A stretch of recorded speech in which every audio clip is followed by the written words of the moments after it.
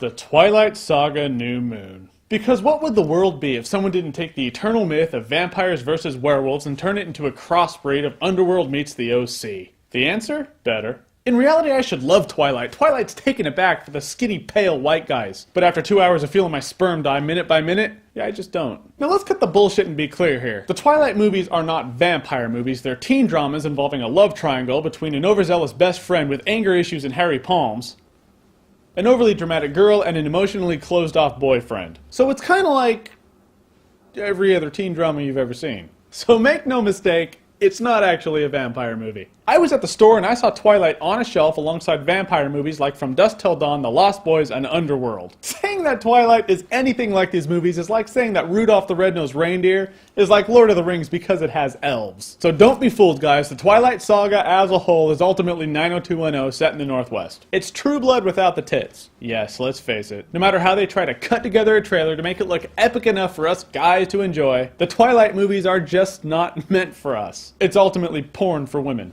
It absolutely is if you think about it. It's corny, it has laughable dialogue, and for reasons unknown to us, it unquestionably turns on its target audience. Porn for women.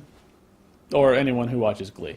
New Moon is your basic love triangle middle school bullshit that you've seen 100 times before. Only when you saw it before, it wasn't needlessly overhyped like it is now. You have Mr. Metro's sparkly skin on one side, and you have Mr. Friendzone on the other, who starts having thoughts about Bella about the time he starts getting hair in funny places and howling at the moon. The whole thing just doesn't feel anything more than useless. Even at the end of the movie when they throw in a little tussle between Edward and some of the Volturi. Because at a point during the fight you start thinking to yourself you've seen vampires fight before. All badass-like, with a sword, and it was called Blade. If New Moon has taught us anything, it's taught us that doubling the budget from the first movie doesn't make the acting any better. Being a werewolf still does not get you out of the friend zone, and no matter how many vampires, werewolves, or psychics you throw on the screen, it's still just overly dramatic high school bullshit. There is just no way to make any high school drama monumental at all. Unless it involves Lord Voldemort. And I don't really see how Edward and Bella connect. Like, at all. They just never seem happy. Everything is just so serious all the time. He seems so perplexed 24/7. He could be saying anything. It looks like it's the most important thing he's ever thought he's ever said.